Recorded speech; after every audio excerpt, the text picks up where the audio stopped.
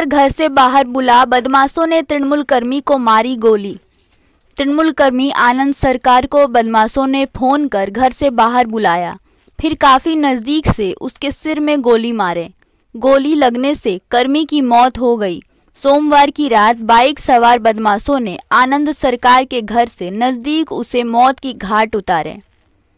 बसीरहाट थाना अंतर्गत इटिंडा पानीतर पंचायत हाजारतला में यह सनसनीखेज वारदात हुई।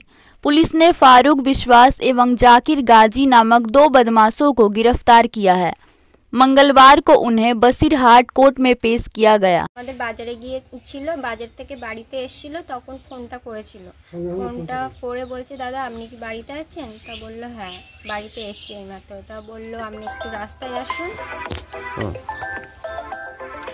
আপনি একটু রাস্তায় আসুন, আপনার সঙ্গে কথা আছে। তা বলছে কে আপনি সেটা বলুন।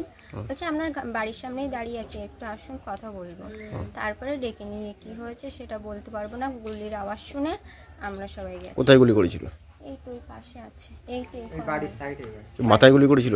হ্যাঁ। কোথায় গুলি করেছে? মাথার বাঁ সাইডে। এই মাথার। কখন গুলি করেছে?